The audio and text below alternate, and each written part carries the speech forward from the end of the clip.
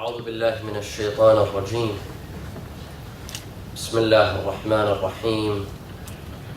الحمد لله رب العالمين بارئ الخلائق أجمعين باعث الأنبياء والمرسلين، ثم الصلاة والسلام على خير خلقه العبد المؤيد والرسول المسدد حبيب إله العالمين أبي القاسم المصطفى محمد. اللهم صل على محمد وآل محمد وعلى أهل بيته الطيبين الطاهرين وصحابته المنتجبين. قال الله تعالى في كتابه الكريم: بسم الله الرحمن الرحيم. إنما وليكم الله ورسوله والذين آمنوا الذين يقيمون الصلاة ويؤتون الزكاة وهم راكعون. صدق الله العلي العظيم. صلوا على محمد وآل محمد.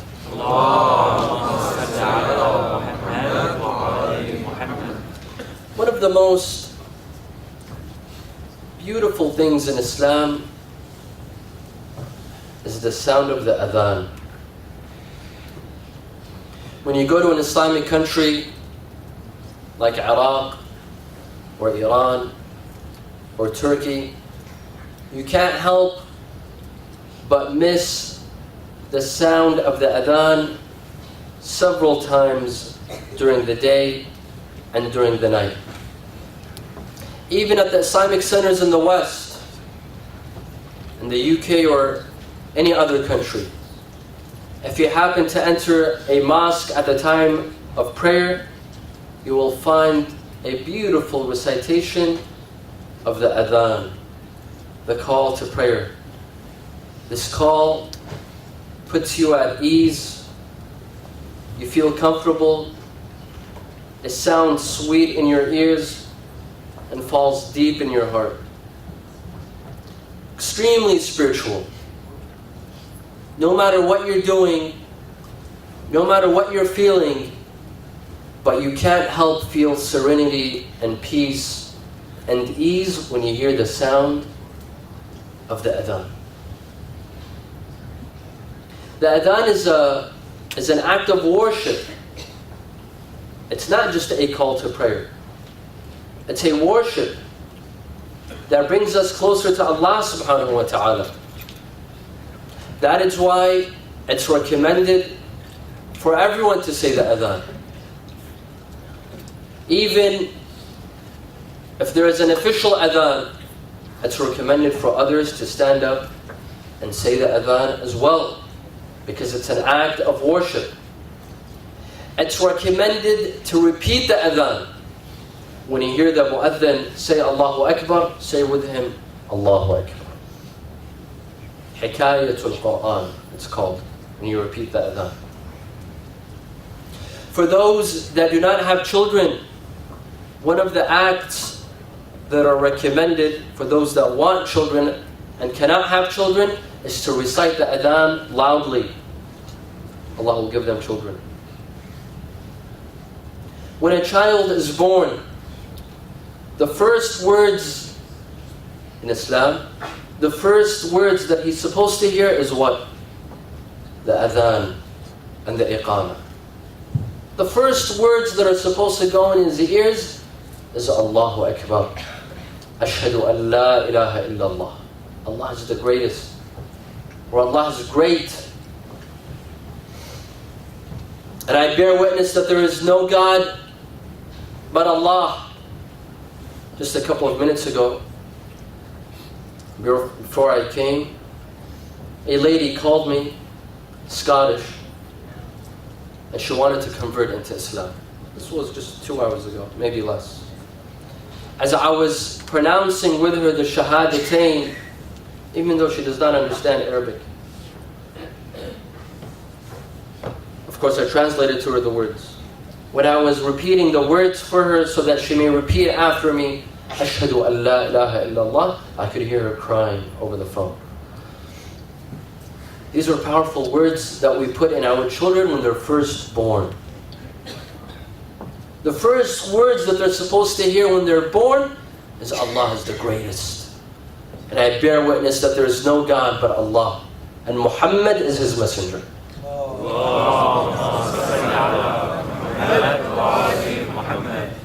So that the first days that the child starts his life, he starts it with Allah subhanahu wa ta'ala. And he ends it with Allah.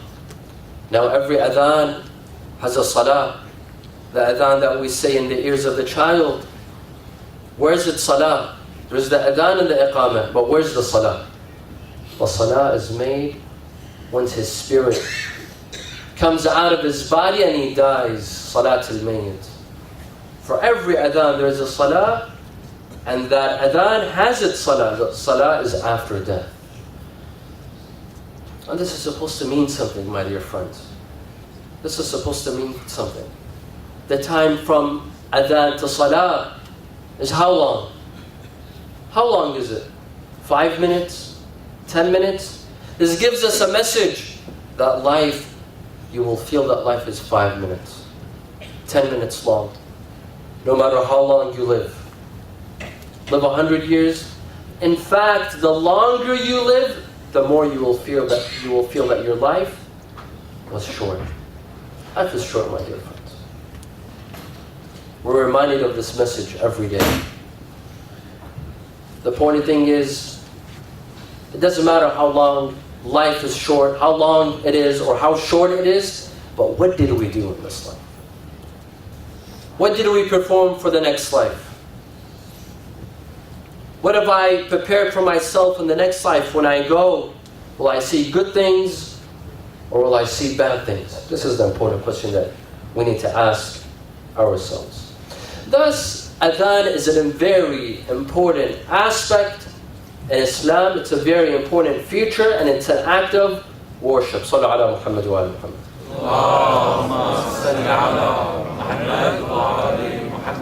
How was the adhan legislated? When was the first adhan said and how was it legislated? Here, when we come to the various schools of thought in Islam, we see different opinions and different approaches to the legislation of the adhan. One opinion says that the adhan was revealed in a dream to one of the companions of Rasulullah sallallahu alaihi wasallam by the name of Abdullah ibn Zayd. Abdullah ibn Zayd had a dream that he saw the adhan. When he woke up, he came and he told Rasulullah that I discovered a way to call people to the salah. Rasulullah told him how. He said, let us recite Allahu Akbar, Allahu Akbar, Ashhadu an la ilaha illallah, till the end of the adhan. This is one opinion. And they mention another narration that it wasn't Abdullah ibn Zayd, rather it was Ubay ibn Ka'b that saw this dream. And based on this dream, Rasulullah sallallahu alaihi wa sallam legislated the adhan. This is one opinion. Another opinion is the opinion of the school of thought of Ahlul Bayt, that the adhan was not seen in a dream, but rather when Rasulullah sallallahu alaihi wa sallam ascended to the sky during Al-Isra wal-Mi'raj, when he reached one of the skies, there was a salah, salatul jama'ah. There was a congregational salah. And the Imam of the salah was Rasulullah sallallahu alaihi wa sallam. And behind him praying were 124,000 prophets, excluding one, Rasulullah. All the other prophets stood behind Rasulullah to pray jama'ah. And the one who said the adhan was Jibreel. He stood and he said the adhan. And from that day, Rasulullah sallallahu alaihi wa sallam learned the adhan from the skies during Al-Isra wal-Mi'raj. According to the school of thought of Ahlul Bayt, there's another narration that states simply Jibreel descended to the sky, descended to earth, and he taught Rasulullah how to say the adhan. When we compare these two opinions, that the adhan was seen in a dream, or that Rasulullah learned the adhan during al-Isra wal-Mi'raj? Which makes more sense? Which is deemed more logical and more rational? Of course, the second opinion. That states Rasulullah was taught the adhan by Jibreel. Why?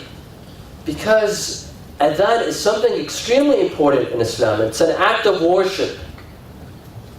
It's not possible that an act of worship would come in a dream, and not to the Prophet. If it was to the Prophet himself, this is understandable. Some prophets would receive revelations through what? Through dreams. Ibrahim alayhi salam was ordered to sacrifice his son Ismail in his dream. قال يا بني إني أرى في المنام أني أذبحك فانظر ماذا ترى. Ibrahim alayhi salam tells his son Ismail that I saw in my dream, I'm sacrificing you, I'm slaughtering you. What do you say? Ismail knew that this dream was a form of revelation and a form of command. He told him, do as you're commanded. But the adhan was not revealed to Rasulullah sallallahu alaihi wasallam in his dream. Supposedly, someone else saw this. This is impossible, my dear friends.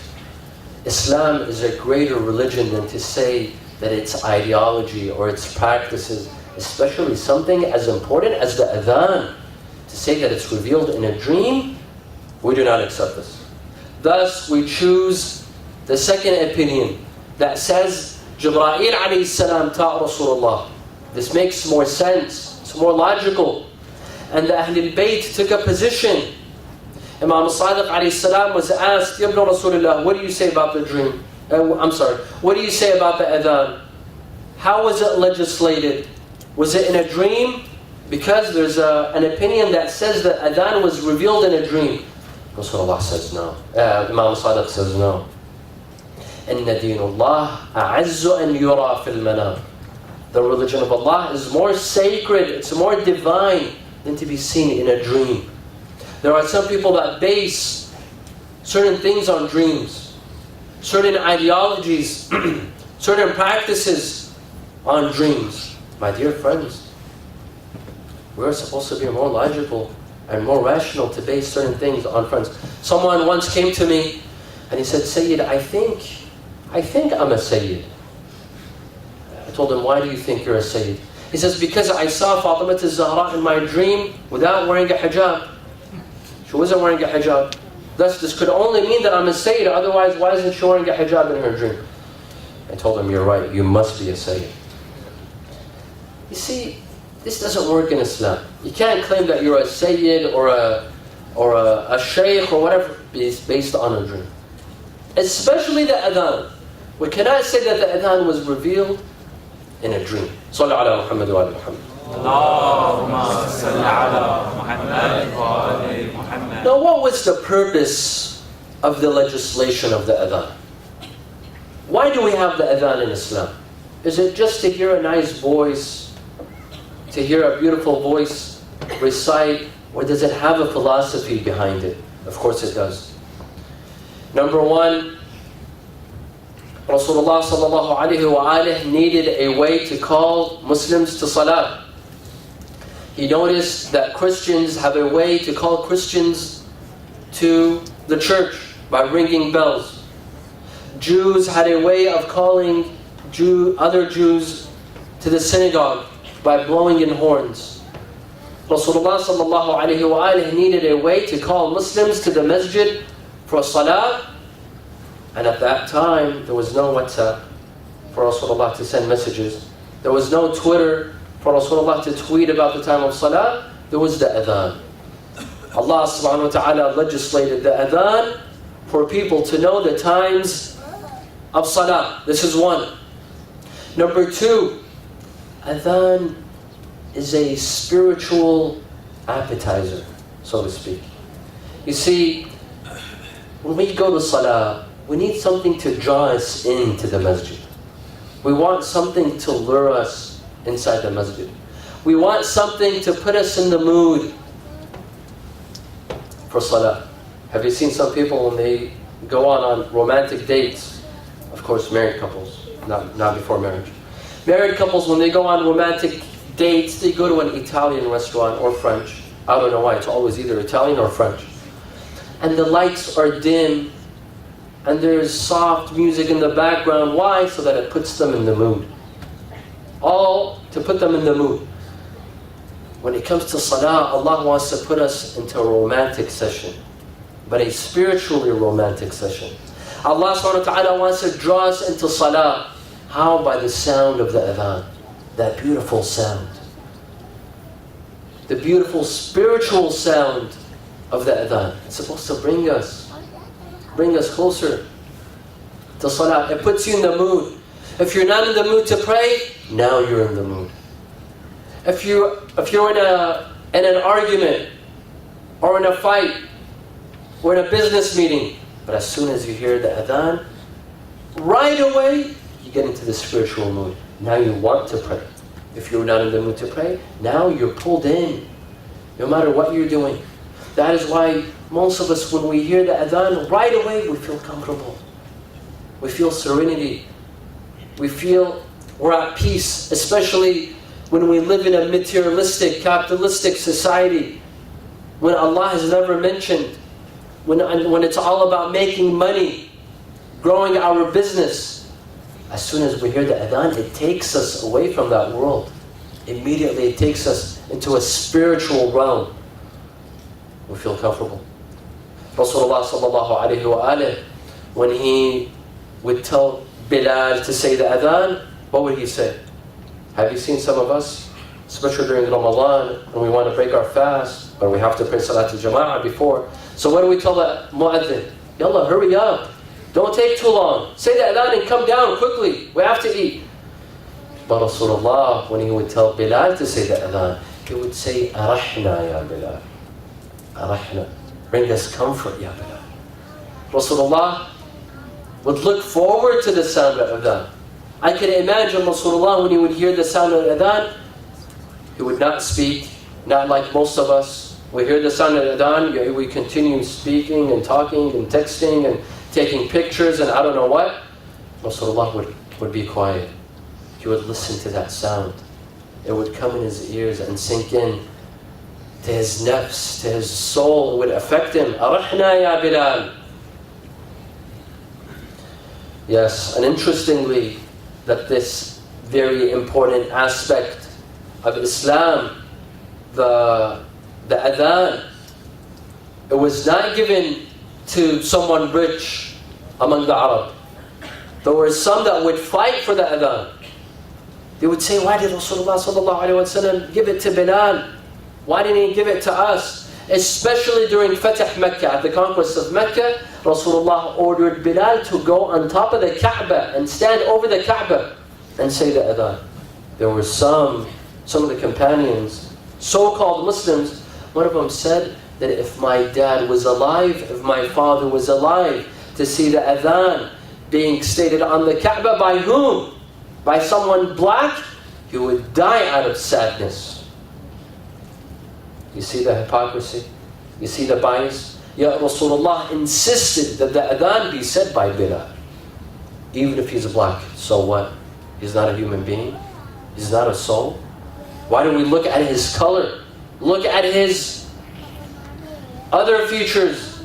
Look at his soul. Look at his taqwa. Look at his piety. In fact, Bilal couldn't even say the adhan correctly. Instead of saying the sheen, he couldn't say ashhadu. He would say ashhadu. He couldn't say the sheen. It would come out as an S. People would come and tell him, Ya Rasulullah, choose someone who could say the adhan correctly. Ya Rasulullah refused. He would say, Sheenu Bilalin and Allah, what? Sina. That the sheen of Bilal is or the scene of Bilal is a sheen to Allah subhanahu wa ta'ala. Allah doesn't care. Allah cares about who says the adhan and how he says it. He doesn't say it to show off, but he says it, it comes out of his heart. Sallu ala Muhammad wa ala Muhammad. Allahumma salli ala Muhammad wa ala Muhammad. Number 3, the adhan reaffirms our ideology. When we hear the adhan 5 times or 3 times out of the day, This reaffirms our ideology. But because what is it that we say in the Adhan? Allahu Akbar. Allah is the greatest. Ashhadu an la ilaha illallah. Ashhadu anna Muhammadan Rasulullah. Ashhadu anna Aliyan Amir al-Mu'mineen Waliyullah. These things that we say in the Quran, these statements, these sentences, it reaffirms our ideology, our faith. If you start having doubts, as soon as you hear the Adhan, it reaffirms your faith. Allahu Akbar. Allah is the greatest. For those that are too busy with their business and think that their business is the greatest, they're reminded Allah is the greatest. Those that are too busy with their children, they're reminded Allah is the greatest. No matter what you do, Allah remains the greatest in your life. We hear it time and time again, every day. So that it sinks in. So that these powerful words are instilled in our minds and our hearts. They go into our system. They flow in our body, our blood. For others, it's not these statements. What flows in our bodies and our systems is music. It's the words of, you fill in the blanks. It's the words of rappers and singers and entertainers. It's their words that sink in our minds and our hearts. Some people say, I hear a lot of youth, they say, why can't I get this song out of my head? This song is in my head. Obviously, if you've heard it 60 times that day, obviously it's not going to get out of your head. It's going to sink into your head. Islam wants the Adhan to sink into your head. Islam wants you to say, why can't I get the Adhan out of my head? Not the lyrics of I don't know who. Not music of I don't know who. Let the Adhan sink into our system and flow in our blood. These blessed words. These spiritual words. Let us live with them, not just hear them. Let's pay attention to them so that it reaffirms our ideology. Sallu ala Muhammad wa ala Muhammad.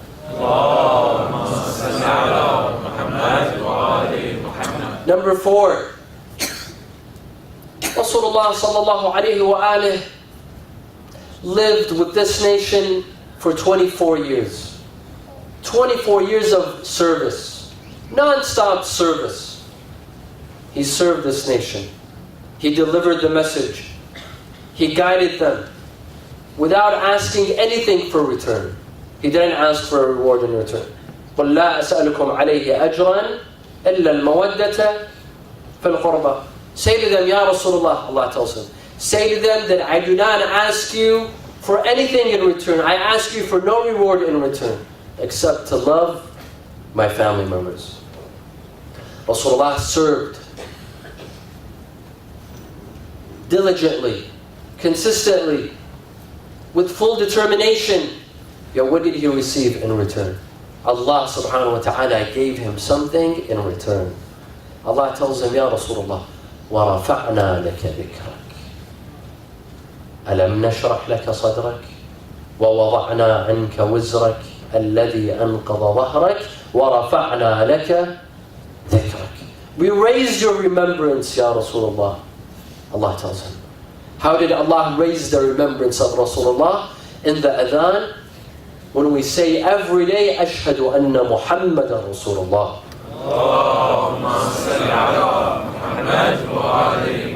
Allah raises remembrance. You have to remember Rasulullah sallallahu alaihi wasallam. Whether you love him or you hate him. Whether you love his progeny or you hate his progeny. Whether you follow his sunnah or you do not follow his sunnah. Even if you kill his progeny, you still have to say, Ashhadu anna Muhammadan Rasulullah sallallahu alaihi wasallam. We raise his remembrance, Allah says. Whether you're in America or Europe or Australia or in Saudi Arabia or Iraq or even in the Philippines or China, wherever you go, you hear people saying, Ashhadu anna Muhammadan Rasulullah. This is a gift to Rasulullah sallallahu alaihi wasallam. We honor Rasulullah for his tremendous efforts. We recognize him in our adhan. Yet, my dear friends, we don't just recognize Rasulullah in our words, but in our practices as well. And in our actions. We emulate Rasulullah. We follow him. We do what he did, what he did. We follow him in his akhlaq. Not just by saying Ashhadu anna Muhammadan Rasulullah 10 times a day, more or less, and you claim to be a follower of Rasulullah. No. For some youth today, you want to see who they follow, who's their role models? Go on Twitter and see who they follow. And you'll be shocked at the people that they follow. The singers and the entertainers and the pop stars. Are these people that are worthy of being followed? Are these our role models today? The people who are the farthest away from Allah? The people who are the farthest away from a happy life? The people who are most known to do drugs and are alcoholics and are caught for DUIs, driving under the influence? Are these people role models for us? With the tattoos and with the piercings and the troubles in their life? Are these people worthy of being implemented, emulated, and followed? When we say Ashhadu anna Muhammadan Rasulullah, this is a lesson for us. That let's bring in Rasulullah in our lives and let's follow him, let's emulate him, let's learn from his akhlaq. The akhlaq that the Quran describes, وَإِنَّكَ لَعَلَىٰ خُلُقٍ عَظِيمٍ. صلوا على محمد وآله. اللهم صل على محمد وآل محمد. The Adhan, my dear friends, is a sign of the power of Islam. The Adhan shows the power of Islam.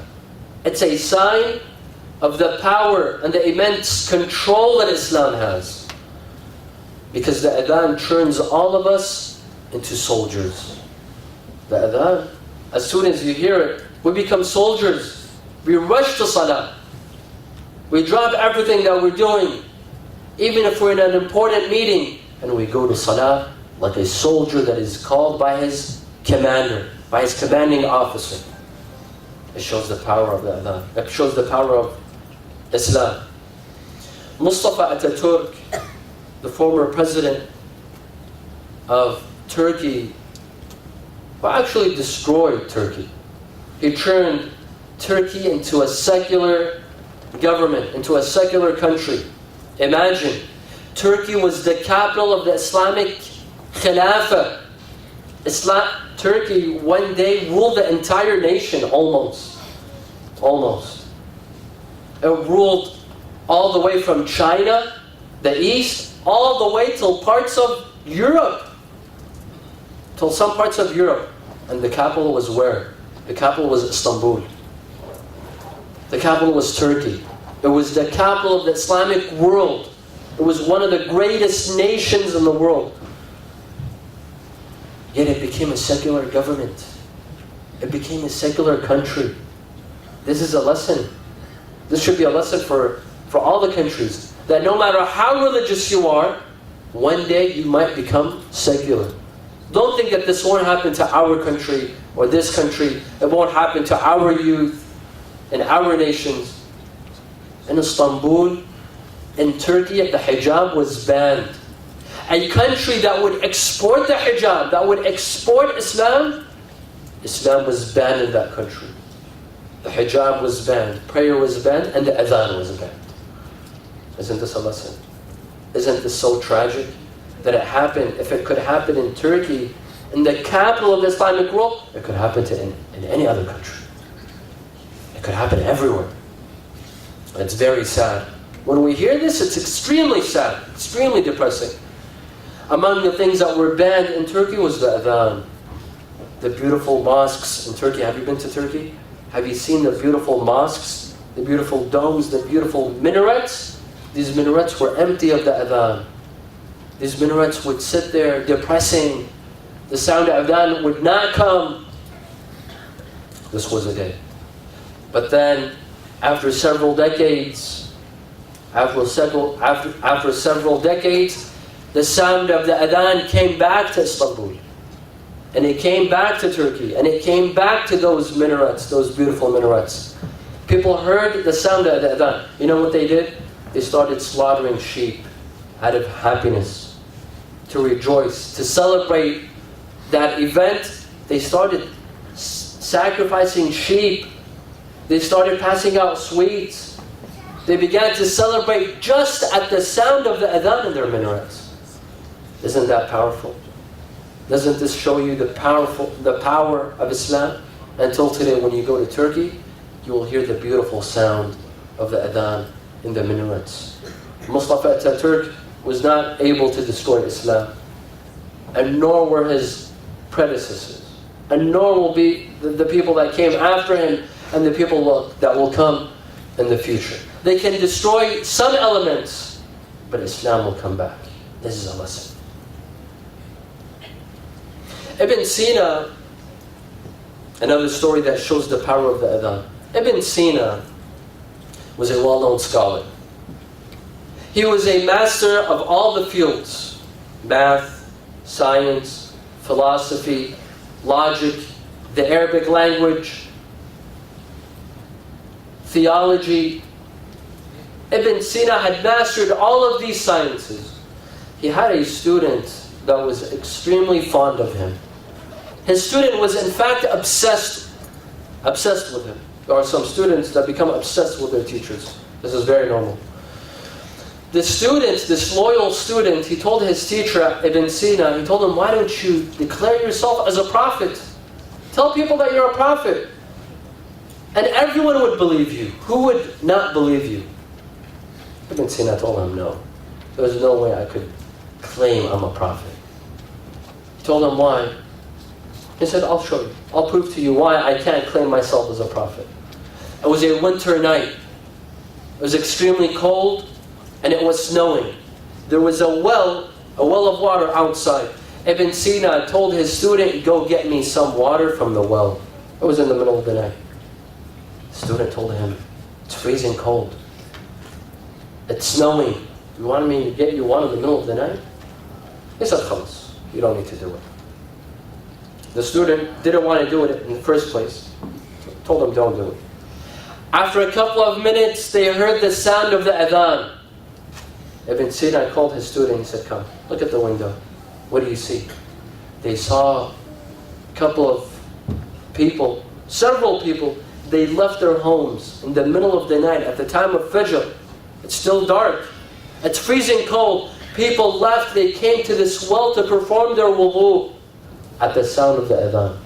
The Adhan got them to leave their beds in the middle of the night. When it's cold, when it's freezing, they went outside to perform wudu. Told them, see, this is the job of Rasulullah sallallahu alaihi wasallam. This is the job of a real prophet. I asked you to go get me some water. You refused. But look at the power of this Adhan that was legislated by a true prophet, by Rasulullah sallallahu alaihi wasallam. Sallallahu alaihi wasallam. This is the power of the Adhan. They say that once in Turkey, in Istanbul, a man was walking in the middle of the night. He saw a police officer hurting a young woman. He grabbed her, he took her into a dark alleyway, and he wanted to hurt her. The young man, or this man, he wanted to go and rescue this young lady, but that police officer had a gang. He wasn't just a police officer, he was a general. He had officers, they kicked him away. They didn't allow him to rescue that young lady. But he felt bad. He felt guilty. This young lady is in big trouble. He needs to help her. He needs to rescue her. What should I do? He thought of an idea. He went on top of a building and he started to say the Adhan. And it wasn't time for Salah. It was in the middle of the night. It wasn't time for Salah. As soon as he said the Adhan, people started leaving their homes, their apartments, their flats. They came outside and they started going towards the masjid. They came inside this empty alleyway. This empty alleyway was no longer empty. It was full of people that want to go to the masjid. This commander or this general was forced to let this girl free. The Khalifa at the time, he said, this is not the Adhan. He said, this is not time for the Adhan. Who's saying the Adhan when it's not time for the Adhan? Go bring me the person. They went and they brought this young man. He told him, why did you say the Adhan when it's not even time for the Adhan? He said, because I saw a young lady in trouble. By whom? By this man. They brought the man, they brought the young lady. She testified, And that man was put to death. He was executed. All by the barakah of this adhan, by the power of the adhan. Look at the power, immense power that it has. You see, I stated that it turns us into soldiers indeed. The adhan turns us into soldiers. When we hear the adhan, we're supposed to leave everything that we're doing and go directly to salah. Sallu ala Muhammad wa ala Muhammad.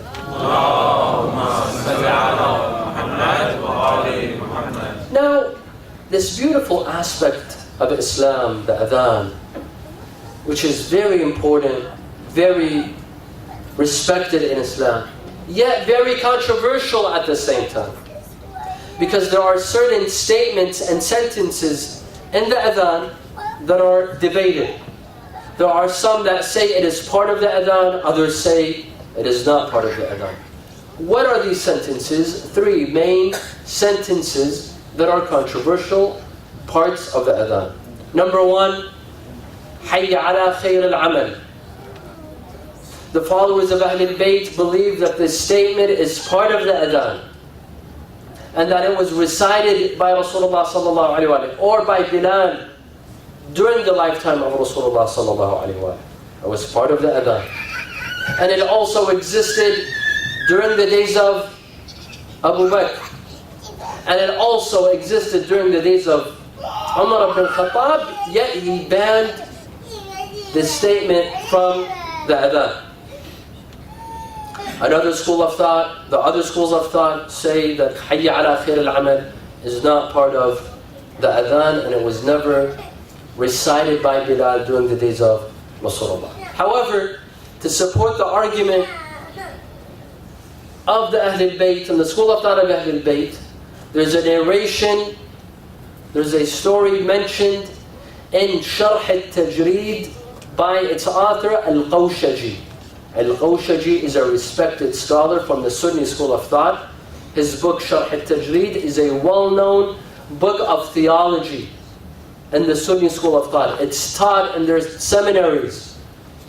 There's a story mentioned that Umar ibn al-Khattab, in one of his lectures, in one of his sermons, during the days of his khilafah, he announced, he said, ثلاثة كنا على عهد رسول الله وأنا أحرمهما وأنهى عنهما وأعاقب عليهما متعة النساء ومتعة الحج وحي على خير العمل. Umar is quoted saying in this book, in Sharh al-Tajreed by Al-Qawshaji, by a prominent Sunni scholar, that 3 things existed during the days of Rasulullah and practiced during the days of Rasulullah, yet I forbid them. I ban them. Umar ibn Khattab apparently saw that he had the authority to legislate things that existed during the days of Rasulullah. He has the authority to ban and to stop. Apparently he saw that he has the right to legislate. Did he have such a right or not? This is not our topic tonight. 3 things were practiced and implemented during the days of Rasulullah, yet I banned them. What is it? The mut'ah of hajj, the mut'ah of marriage, and hayya ala khair al-amal. Now, why is it that Umar ibn Khattab banned this statement, hayya ala khair al-amal, from the adhan? What does it mean, hayya ala khair al-amal? Come on to the best of deeds, the best of actions. What is the best of deeds? What is the best of actions? Some say that this means the salah. The salah is the best of deeds. The salah is the best of actions. And because the time of Umar ibn al-Khattab was known for its conquests, Umar led a lot of conquests to Bayt al-Maqdis, towards the Roman Empire, towards the Persian Empire. And since he wanted people to be engaged in jihad and to perform jihad and not to busy themselves with salah, so he decided to take out hayya ala khair al-amal from the adhan. However, when we take a closer look, we see that if this was his motive, to let people join the jihad and lead the conquest and expand the Islamic nation, if this was his motive, what would be the best motive to get people to perform jihad? To eradicate salah? To take out the statement and not to encourage people to pray? Or is it that salah teaches us self-sacrifice? It is salah that teaches us jihad. It is salah that strengthens our faith with Allah and teaches us that this life is not the end, but that there is a life after this life. Which one is it? Of course, it's salah that puts in us motivation to sacrifice and to perform jihad and to work and to struggle. It is from Hayya ala khair al-amal. This is one of the controversial statements of the Adhan. Another controversial statement is at-tathweeb. What is at-tathweeb? To say as-salatu khayrun min al-nawm in the morning Adhan. Again, there's a debate. Is this part of the Adhan or is this not part of the Adhan? According to the Sunni school of thought, there are various narrations. Some narrations that they narrate in the Sunni books of hadith, they say that the statement as-salatu khayrun min al-nawm was seen by Abdullah ibn Zayd in his what? In his dream. That is why it's part of the Adhan. Other narrations say that Rasulullah sallallahu alayhi wa alihi, this is their narrations, that Rasulullah sallallahu alayhi wa alihi ordered Bilal to say it in his morning Adhan. Other narrations say that Rasulullah asked Bilal to come and say the Adhan. They told him Bilal is sleeping. When he was told that Bilal is sleeping, Rasulullah stated, as-salatu khayrun min al-nawm. That salah is better than sleeping. Go and call him. Thus, their own narrations are contradictory. They contradict each other. That is why some scholars, some respected scholars from the school of thought, have come up with the conclusion that because these narrations contradict each other, we cannot accept as-salatu khayrun min al-nawm in the Adhan. Because it could be a bid'ah. It could be an innovation. And because there's a possibility it could be an innovation, it is best not to say it in the Adhan. When we come to the school of thought of the Ahlul Bayt, we see that it does not exist, that it was not stated by Rasulullah, it was not stated by Bilal. Rather, we find a narration in Muwatta Malik. Imam Malik ibn Anas, a very well-known, one of the four main Sunni Imams of fiqh, in his famous book Al-Muwatta, he mentions that one day Umar ibn al-Khattab was sleeping in the middle of the night. Someone comes and wakes him up for salah, and he tells him, as-salatu khayrun min al-nawm. When Umar woke up, he liked this statement, and he said, ij'aluha fi salatikum. Put it in your adhan. This is in Muwatta Malik. This is not in Bihar al-Anwar. This is not in Al-Kafi. This is in Muwatta Malik, written by Malik ibn Anas. That Umar ibn Khattab was the first to establish this statement in the adhan, as-salatu khayrun min al-nawm. And finally, one of the controversial statements and the most heated arguments are over the third testimony in the adhan. Ashhadu anna aliyan waliyullah. Is that part of the adhan or not? Is it an innovation, a bid'ah or not? Sallu ala Muhammad wa ali Muhammad. Allahumma salli ala Muhammad wa ali Muhammad. Here we see that scholars of Ahlul Bayt, of course Sunni scholars believe that it's an innovation and it's a bid'ah. When we come to the scholars of the school of thought of Ahlul Bayt, we see them divided on this subject. Some feel that it's an innovation, it's a bid'ah, and it should be taken out. Others feel that it's not a bid'ah. However, it is not part of the adhan, it's not a juz, but it could be recited. As long as you say it without the intention that it's part of the adhan, that's fine. As long as you do not feel that it's part of the adhan, it's fine. Others feel that it's recommended, and there are some contemporary scholars that say it is part of the adhan, as we shall see. For example, we have narrations. Now there are some that say, why do we say it? We have some narrations by Imam Sadiq alayhi salam. He says, whenever you say, Ashhadu an la ilaha illallah wa anna Muhammadan Rasulullah, say, Ashhadu anna Aliyan waliyullah.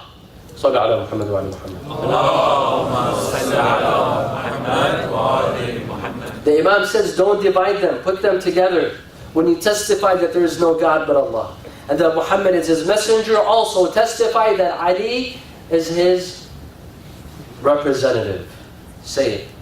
The Quran says, إنما وليكم الله ورسوله والذين آمنوا الذين يقيمون الصلاة ويؤتون الزكاة وهم راكعون. This verse is regarding whom?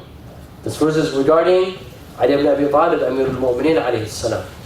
Yes, we also have some narrations that say that during Ghadir Khum, at Ghadir Khum, when Rasulullah sallallahu alayhi wa alayhi grabbed the hand of Amir al-Mu'mineen and told them, من كنت مولاه فهذا علي مولاه اللهم والي من والاه وعادي من عاداه وانصر من نصره واخذل من خذله.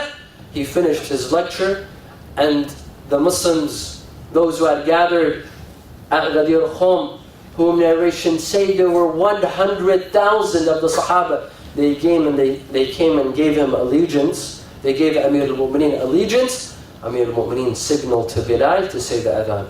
In other narrations, he signaled to Abu Dhar to say the Adhan. When Abu Dhar or Bilal said the Adhan, he said, Allahu Akbar, Ashhadu an la ilaha illallah, Ashhadu anna Muhammadan Rasulullah, Ashhadu anna Aliyan waliyullah.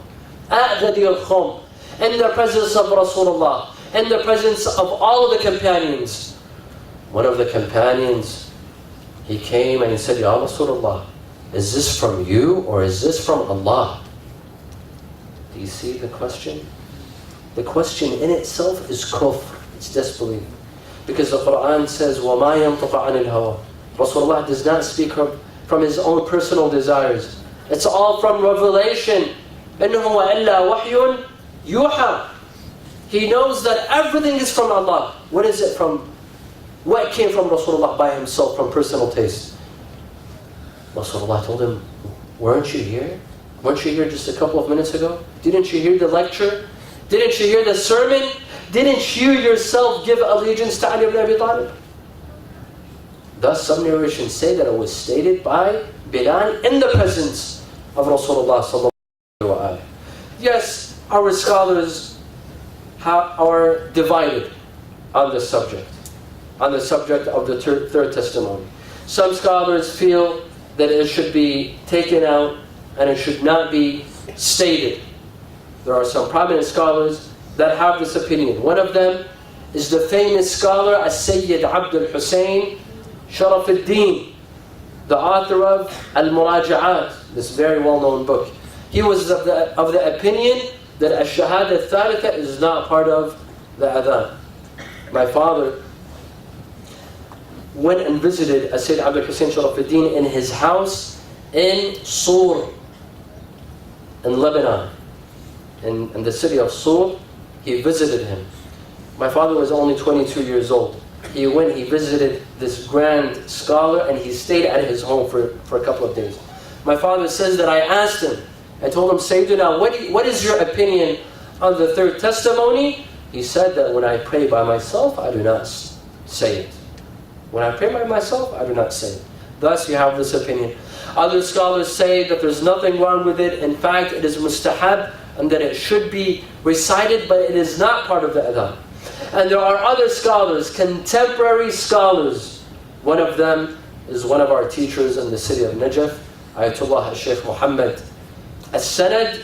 He is of the opinion that Ash-Shahada Thalith, the third testimony, is part of the Adhan. It is part of the Adhan. It's just as equal to Ashhadu anna Muhammadan Rasulullah or Hayya ala Salah or Hayya ala Falah. Thus, these are various opinions among the school of Talib Ahl al-Bayt. The most prominent opinion that it is not part of the Adhan, yet it is recommended to recite because of the hadith that say whenever you say the first testimony and the second testimony, say the third testimony as well. Sallu ala Muhammad wa ali Muhammad. Allahumma salli ala Muhammad wa ali Muhammad. Tonight in Kufa, the people of Kufa, the citizens of Kufa, they hear the Adhan of Amir al-Mu'mineen one last time. For one last time. Amir al-Mu'mineen would say the Adhan himself. The people of Kufa would wake up to the sound of the Adhan of Amir al-Mu'mineen every morning. To that beautiful voice, that spiritual voice of Amir al-Mu'mineen. Tonight, little did they know that tonight or this morning, it will be the last time that the people of Kufa will hear the Adhan of Amir al-Mu'mineen alayhi salam.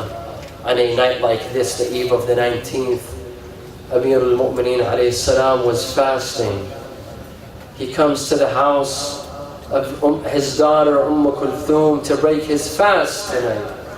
He's the guest of Kulthum. He comes to her house, he breaks his fast. Kulthum provides him with iftar, with food, and she puts a bit more food than the Imam is used to eating. Amir al-Mu'mineen was very disappointed. He said, what is this? What is this oppression, my dear daughter, Ya Kulthum? She said, what have I done?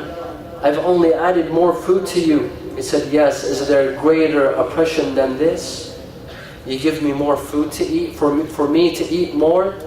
I wish to meet Allah subhanahu wa ta'ala with an empty stomach. Amir al-Mu'mineen eats something very little on a night like this. Something that not even made him full. And then the Imam turns to his mihrab and he prays Salatul Layl for one last time. Amir al-Mu'mineen speaks to Allah subhanahu wa ta'ala on a night like this. He says his munajat, he says his prayers, Mawlai, Ya Mawlai,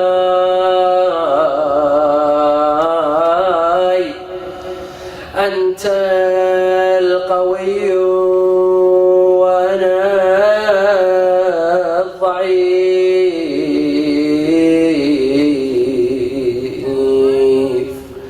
wa hal yarhamu al-Dha'ifa إلا القوي مولاي يا مولاي مولاي يا مولاي.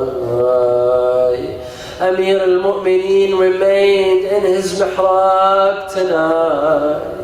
He remained seeking forgiveness from Allah. He remained performing Salatul Layl. He remained saying his munajat. When it was time for Fajr, Amir al-Mu'mineen left his house. His belt got stuck at the door. His belt was unwrapped. He grabs his belt again. He puts his belt back on. And he recites, اشدد حيازيمك للموت فإن الموت لاقيك ولا تجزع من الموت إذا حل بواديك. Amir al-Mu'mineen leaves the house of his daughter Kulthum. He enters the masjid, he goes on the roof in the minara and he says Adhan, meaning, O people of Kufa, this is the last time you will hear my voice. Amir al-Mu'mineen comes down to the masjid, he sees Ibn Muljam sleeping. He tells him, get up, ya hada, don't sleep like this. Ibn Muljam was sleeping on his stomach. He tells him, this is the sleep of the shaitan. Get up and pray Salat al-Fajr. Ibn Muljam gets up. Amir al-Mu'mineen goes towards his mihrab. He says, Nafilatul Subh, the 2 rak'ahs before Salat al-Fajr. And then he starts his salah. he starts his salah, he begins to pray Allahu Akbar. And then he goes for ruku', Subhana Rabbiyal Azim wa bihamdih. And then the Imam goes for his sujood, Subhana Rabbiyal A'la wa bihamdih. When he raises his head, Ibn Muljam was standing behind him. He takes out his poisonous sword and he strikes the Imam on his head.